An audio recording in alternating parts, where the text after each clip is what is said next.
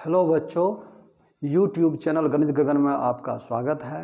मैं हूं परमानंद सिंह और आज हम लोग सीखने वाले हैं बहुपद का भाग 1। चूँकि बहुपद एक बहुत बड़ा चैप्टर है, लंबा अध्याय है, इसमें हम लोग भाग कर दिए हैं, भाग 1, भाग 2, इस प्रकार से पूरे बहुपद को भाग में बांट करके हम लोग पढ़ेंगे। तो आज हम लोग पढ़ेंगे चर और अचर राशि, यानी चर राशि किसे कहते हैं, अचर राशि किसे कहते हैं, कैसे हम इसको पहचानेंगे, इसके बारे में पढ़ेंगे। दूसरा पॉइंट है हमारा बीजीय व्यंजक। बीजीय व्यंजक क्या है, बीजीय व्यंजक किसे कहते हैं, कैसे हम लोग पहचानेंगे, ये बीजीय व्यंजक के बारे में चर्चा करेंगे। और तीसरा है बहुपद क्या है, बहुपद की पहचान कैसे करेंगे, किसको हम बहुपद कहेंगे, किसको बहुपद नहीं कहेंगे, ये सारी बातों की जानकारी आज हम लोग बहुपद भाग 1 में पढ़ेंगे।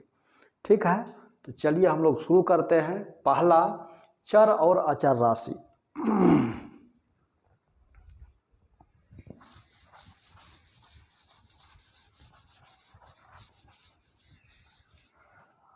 अब राशि जो है वह दो प्रकार का हो गया।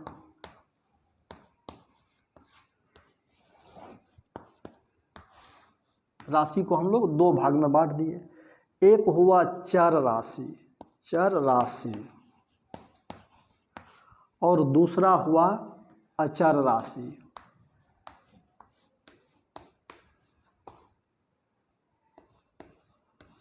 अचर राशि, चर राशि किसको कहते हैं, तो जिसका मान परिवर्तनशील हो, जो बहुत सारे वास्तविक मान को धारण कर सकता है, उसको हम लोग चर राशि कहते हैं। और अचर राशि कहते हैं जो वास्तविक मान होगा, जैसे 1, 2, 3, 4, यानी ये क्या है, अचर राशि है। तो चर राशि हुआ जिसका मान क्या हो, परिवर्तनशील हो, यह किसी भी वास्तविक संख्या को धारण कर सकता है, तो इसको हम लोग चर राशि कहते हैं। इसको प्रायः हम लोग x, y, z इत्यादि से सूचित करते हैं।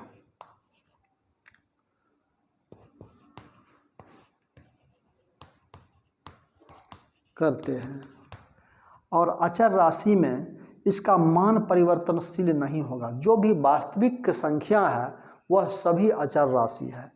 जैसे मान लेते हैं कि 1 है, 2 है, 3 है, इस तरह से कोई भी है, घटाओ 1, घटाओ 2, घटाओ 3, ये सारा शून्य भी ये क्या है, अचर राशि है। इस प्रकार से चर राशि और अचर राशि, ये दो राशियां हमें पढ़ना है और इसके बारे में जानना है। तो अचर राशि को प्रायः small a, small b, small c इत्यादि से सूचित करते हैं। ठीक है, तो इस प्रकार से चर राशि और अचर राशि दोनों के विषय में हम लोग पढ़ लिए, आप उतार लिए। ठीक है, अब हम लोग आगे बढ़ते हैं।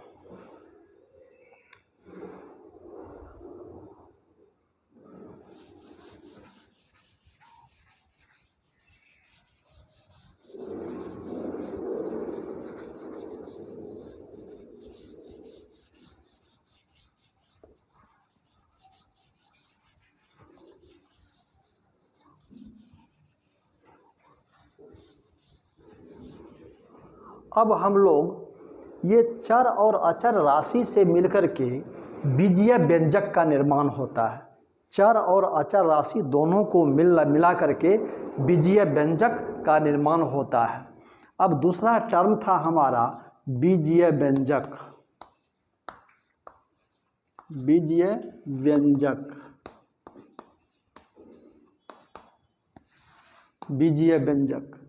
अब देखिए, जैसे अगर हम लोग लिख देंगे 2x या 4x और 3x और 5x स्क्वायर, ये सारा बीजीय व्यंजक है। इसको क्या कहते हैं, बीजीय व्यंजक कहते हैं, बीजीय व्यंजक कहते हैं, बीजीय व्यंजक कहते हैं। तो इसमें जो बीजीय व्यंजक है, इसमें अगर गौर से देखेंगे तो दो चीज़ है, एक है चर राशि, दूसरा है अचर राशि, और तीसरा उसका चिन्ह है। यहाँ पर देखिए, अगर कोई चिन्ह नहीं है तो क्या है, प्लस है। तीन चीज़ है इसमें, गौर से देखेंगे तो एक तो उसका चिन्ह है, प्लस या माइनस, जोड़ या घटाव, दूसरा क्या है, अचर राशि है, तीसरा क्या है, चर राशि है। तो इसको हम लोग क्या कहते हैं, बीजीय व्यंजक कहते हैं। समझ गए।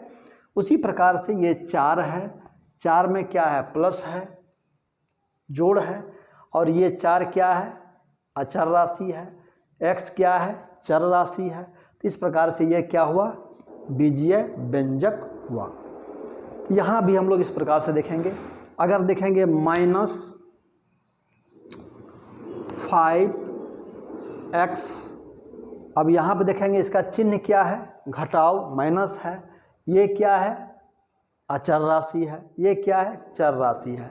इस प्रकार से ये दोनों मिल करके, अब प्लस में इसका जो है साइन है, चिन्ह है, ये मिल करके क्या बनाता है, बीजीय व्यंजक कहलाता है। ठीक है। तो इस प्रकार से हम लोग बीजीय व्यंजक की कंसेप्ट को समझें।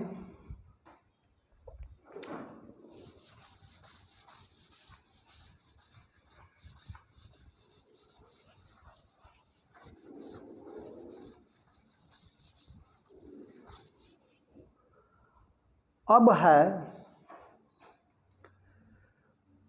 तीसरा पॉइंट है बहुपद। बहुपद क्या है, या बहुपद किसे कहते हैं।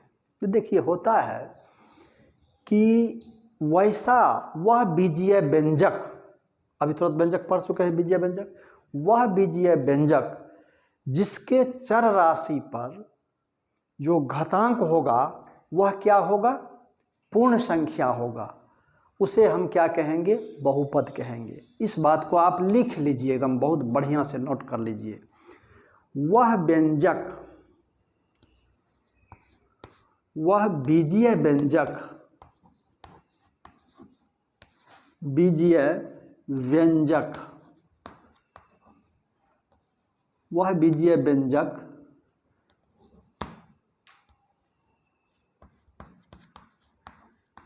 जिसके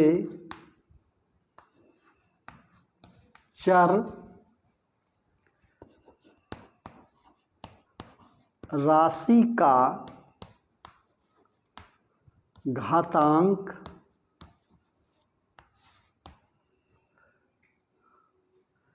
केवल पूर्ण संख्या हो,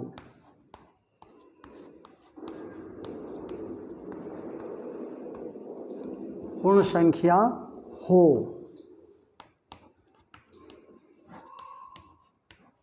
उसे बहुपद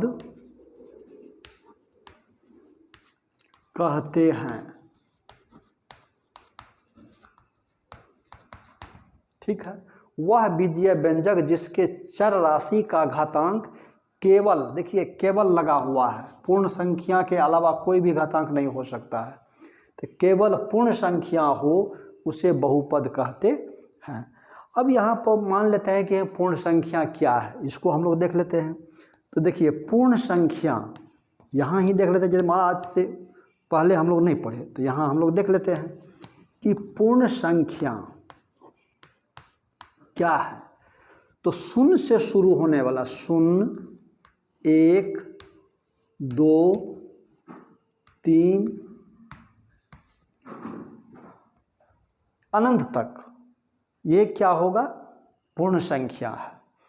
तो बीजीय व्यंजक के चर राशि पर इन्हीं पूर्ण संख्याओं में से कोई एक घात हो सकता है, तब उसको हम लोग कहेंगे क्या, कि यह क्या है, बहुपद है। ठीक है। चलिए, इस बात को नोट कर लीजिए बहुत बढ़िया से, यही मेन बात है, और इस पर भी प्रश्न आता है। ठीक है, लिख लिए, आगे बढ़ते हैं।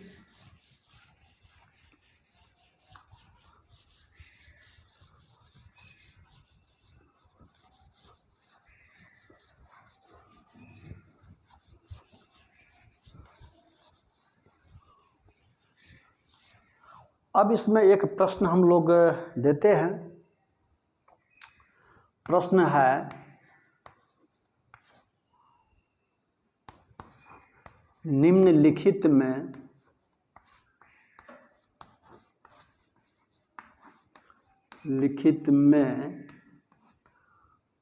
कौन बीजीय व्यंजक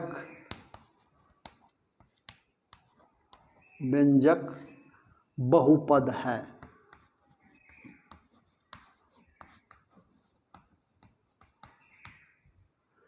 चलिए, ए नंबर में 2x², बी नंबर में -4x, सी नंबर में x⁵,